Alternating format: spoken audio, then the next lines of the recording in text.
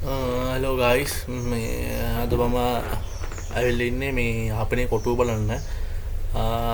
මම ට්‍රේන් එකේ ආවේ යාපනයේ ස්ටේෂන් එකට ඇවිල්ලා ස්ටේෂන් එකෙන් මේ ටැක්සියක් දාගෙන මෙතනට ආවා. මෙතනින් අර ටිකට් එකක් ගන්න රුපියල් 60ක විතරයි. මේ බලන්න මේ වටේටම මේ දියාගලක් තියෙනවා. මේ දියාගල ඉදි කරලා තියෙන මේ ආරක්ෂාව වෙනුවෙන් චතුරන්ට කිසිම තේත් මෙතුළට එන්න බැරි වෙන්න වටේටම දියාගල ඉදිරි කරලා තියෙනවා මේකේ.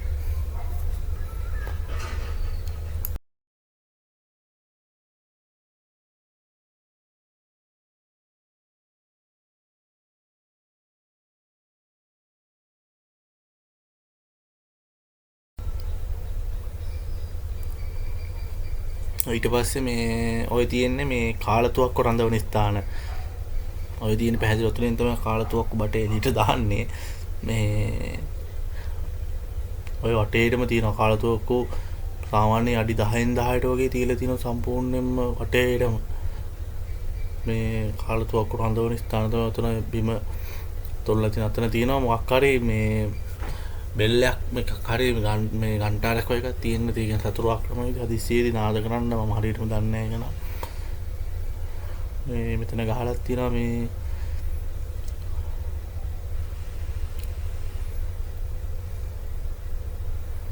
කාලතුවක්කු රඳවන ස්ථානය කියලා.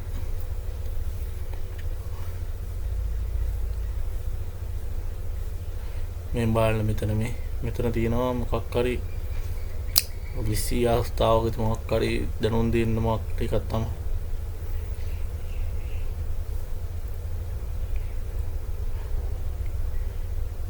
මේවා මේ තියෙන මේ මෙතනට ගිහින් මේ නරඹු ස්ථානයක් වෙන්න ඕනි. කියන්නේ මෙතනට ගිහිල්ලා මෙතන ඉඳලා මුළු ඒරියා එකම පේනවනේ ඔය.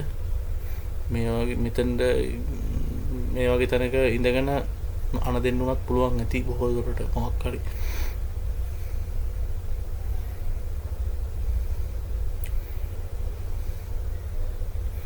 බලන්න දියාගලක් දාලා හදලා තියෙන මේක හදන්නේ මුලින්ම පෘතුගීසින්. මේ පෘතුගීසින් හදලා ඉවරලා ඒක මේ ලන්දේසින් අල්ලගන්න ඕනේ. අපි ලන්දේසි ඇවිල්ලා අල්ලගෙන ඉවරලා මේක තව ටිකක් පුළුල් කරලා තමයි මේ හදලා තියෙන්නේ. ගොඩක් පුළුල් කරලා තමයි මේ ලන්දේසි මේක හදලා තියෙන්නේ. මේ අර මේ නෙළුම් මල් වගේ හැඩයට මේ එකතු කරලා වටේටම මේ මා ලස්සන උඩින් බැලුවාම මේක ලන්දේසින් හදලා තියෙන්නේ. අන්තිමට මේක මේ පාලනය කළේ මේ බ්‍රිතාන්‍යය. අපි ඉංග්‍රීසින්ට වුණා ඉංග්‍රීසියෙන් තමයි අන්තිමට පාලනය කළේ. මුලින්ම හදන්නේ මේ පෘතුගීසි. ඊට පස්සේ හදුවට ලන්දේසින් තමයි මේක පුළුල් කරලා සම්පූර්ණයෙන්ම විශාල කරලා මේක හදන්නේ. ක්වොලිටි කරලා මේ ලන්දේසින් තමයි.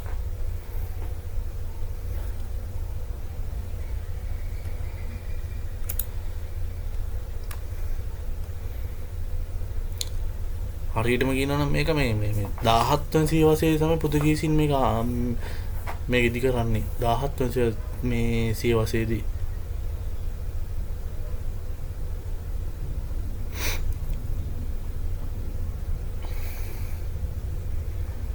මේක මේ යාපනයේ කොටුව අල්ල ගන්න ඕන නිසා තමයි මේ යාපනයේ රාජධානිය කියන්නේ යාපනයේ රාජධානිය ආක්‍රමණය කරන්න තමයි 1918 දී පෘතුගීසින් මේක ඉදි කරන්නේ. ඊට පස්සේ 1958 දී මේක ලන්දේසින් අල්ලගෙන පුළුල් කරනවා. ඊට පස්සේ 1795 දී මේක ආපහු බ්‍රිතාන්‍යයෙන් අල්ල ගන්නවා ඉංග්‍රීසි. 1948 වෙනකම්ම මේක බ්‍රිතාන්‍යයෙන් තමයි අන්තිමට පාලනය කළේ.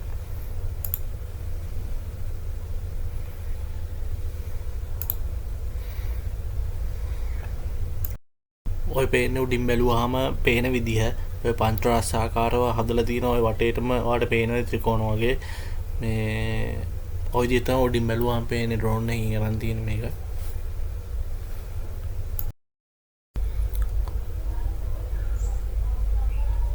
මේක මේ කොරල් හා ලුණුගල් භාවිතා කරලා තමයි බලකොටුව හදලා තියෙනවා කියන්නේ. මේක අක්කර 62ක් මේ දක්වා පැතිරෙනවා කියලා තමයි කියන්නේ. අක්කර 62ක්.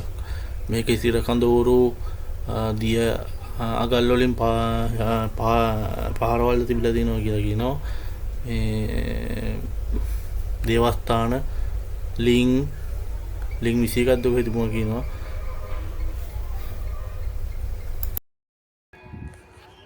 මේක තමයි රොඩින් මේ බැලුවහම පේන්නේ මේ ඇතුළ. මේක තමයි ආරක්ෂා කරන්නේ. මේක තමයි මේ උඩ කාලතුවක්කු තියෙනවා. මේක තමයි මේ බලකොටු ඇතුළ. ඇතුළ ළිඳකුත් තියෙනවා මේ.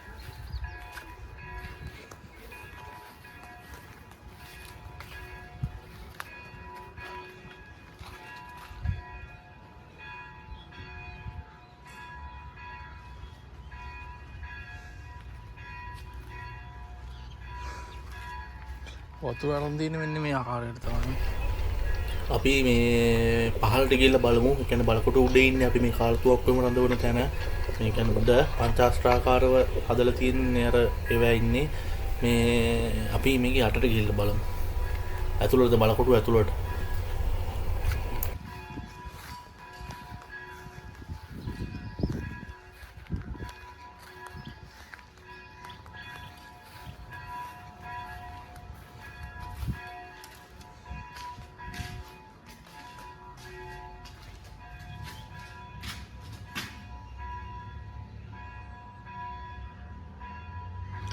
යාපනයේ පංචාස්ත්‍රාකාර බලකොටු උතුරු ශ්‍රී ලංකා දිශේම ජනප්‍රිය උරුමයන්ගේ එකක් වන අතර එය ප්‍රධාන ජාතිකා ජාත්‍යන්තර සංචාරක ගමනාන්තයක් ලෙස සංවර්ධනය සඳහා අවධානය යොමු කරන්නේ. පැවති උතුමේ අවතාරණය මෙම ස්මාරකයේ දැඩි ලෙස බලපෑ ඇති අතර එහි අභ්‍යන්තර බලකොටු ප්‍රකාර සහ ඓතිහාසික ගුණනගර විනාශ කර දැමීය.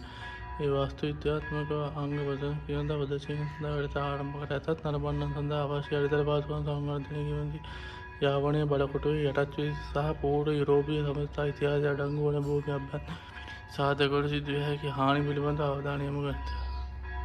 කියන්නේ මේක යුද්ධ කාලේදී විනාශ වෙලා තියෙනවා.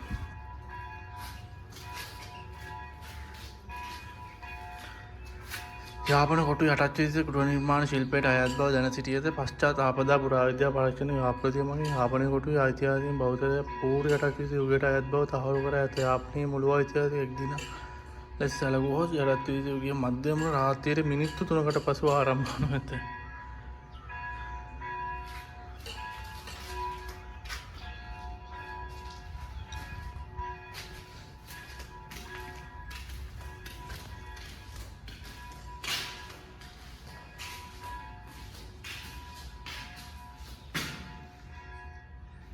මේ කාලතුවක් උණ්ඩ ඒවා මේවා කබඩා කරලා තියන්න ඇති නේද?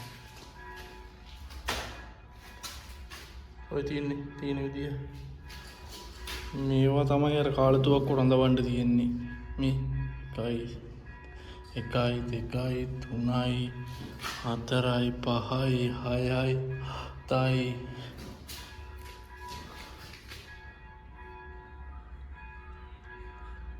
මේ තියෙන්නේ දියාගල.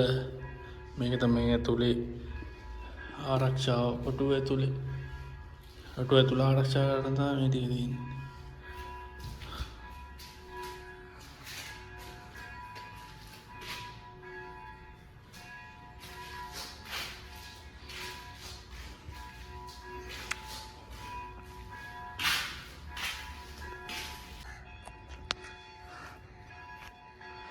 අතර මේ විනාශ වෙලා තියෙන්නේ මෙතන තිබිලා තියෙන චර්ච් එකක්. මෙතන පල්ලියක් තමයි තිබිලා තියෙන්නේ. මේක මේ ලොකුවට මේ මිනිස්සු 600කට විතර එක සැරේ ඉන්න පුළුවන්, රැස් වෙන්න පුළුවන් පල්ලියක් මේක ලොකු. මේක සම්පූර්ණයෙන්ම විනාශ වෙලා තියෙනවා. මේක මුලින්ම ඉදි කරලා තියෙන පෘතුගීසීන්. ඊට පස්සේ 1706 දී විතර මේ ලන්දේසීන් විසින් මේක වෙනස් කරලා හදලා තියෙනවා අපෝ.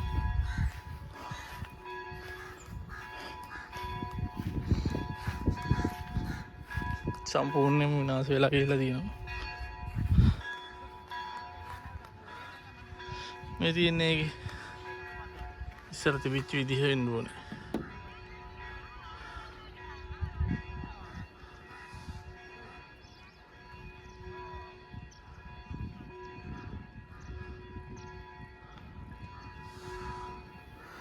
මේක මෙම කතෝලික දේවස්ථානය ප්‍රථමයෙන් පෘතුගීසින් විසින් ඉදිකර ඇත. අනතුරු 1606 දී ලන්දේසීන් ඒ ග්‍රීක කුරුසය හැඩයෙන් යුතුව වෙනස්කම් සහිතව යලි ඉදිකර ප්‍රොතෙස්තාන්ත නිකායට අයත් දේවස්ථානය ලෙස භාවිතා කළ අතර ඒ සඳහා මෙරටින් සපයාගත් කොරල් හා උණුගල් වලට අමතරව එරටින් ගෙන්වා ගත් ගඩොල්ද භාවිතා කර ඇත. මෙහි බිත්තිවල ගණකම අඩි 4ක් 5ක් වුණ අතර එකවර 600 දෙනු පොහොර රැස්විය හැකි ලෙස ස්ථානයකට ඇත. ඒ කියන්නේ මේ ගඩොල් ඒ කියන්නේ මේ ගඩොල් මේ එහෙන් ගෙන්නලා තියෙන්නේ.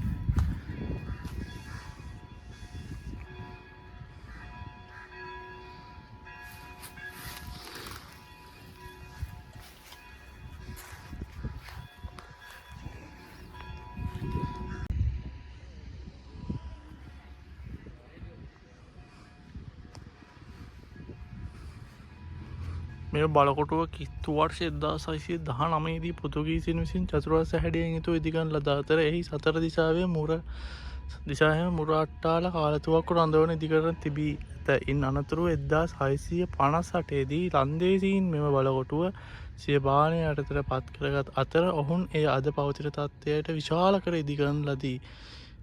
යුදමය යටයුතු සඳහා පමණක් ලංකාව විදූ එකම ලන්දේසී බලකොටුව මේ වන අතර ප්‍රාකාර දෙකකින් සමන්විත දකුණු ආසියාවේ ඉතිරි වී ඇති එකම බලකොටුව මේ වේ. ප්‍රංචාස්ත්‍රාකාර හැඩයෙන් යුතුව කොරවල් හා හුණුගල් භාවිතයෙන් අක්කර 62ක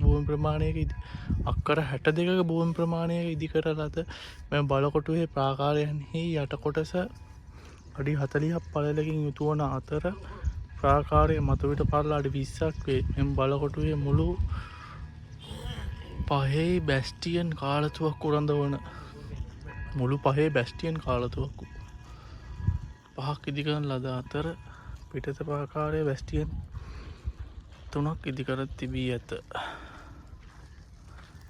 තවද පිටත ප්‍රාකාරයේ සිට බලකොටුව තුළට දියාගල් හරහා පැමිණීමට මාර්ග 3ක් තිබී ඇති අතර ඒවායේ උස් පහත් කළ හැකි පාලම් සවි කර තිබී ඇත. බලකොටුව අභ්‍යන්තරයේ ජල අවශ්‍යතාවයන් සඳහා ලින් 21ක් තිබිලා තියෙනවා. ලන්දේසීන් විසින් නිර්මාණය කර තිබී ඇත. ලන්දේසීන් විසින් ලින් 21ක් හදලා තියෙනවා. අතර ප්‍රොතෙස්තාන්ත පල්ලිය සහ සිරකඳවුරක්ද යුද හමුදා බැලක් වලට අමතරව පැවති ගොඩනැගිලි 1795 දී එම බලකොටුව ඉංග්‍රීසීන් විසින් අල්ලා ගන්නා ලද අතර ඔවුන් ඒ යුදමය කටයුතුට පමණක් නොව යාපනයේ පරිපාලන මධ්‍යස්ථානය ලෙස පවත්වාගෙන ගොස් ඇත. ඒ අනුව රැජින මන්දිරය ලෙසද හඳුන්වන ගොඩනැගිල්ල ප්‍රධාන පරිපාලන මධ්‍යස්ථානය ලෙස භාවිතා කර ඇත. අන්තිමට ඉංග්‍රීසින් තමයි මේ තියෙන යාළුවනේ යාපනයේ මිදි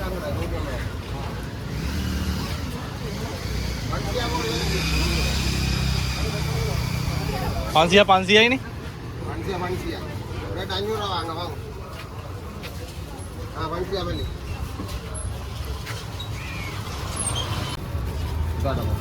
ලොරියට පොඩ හතේ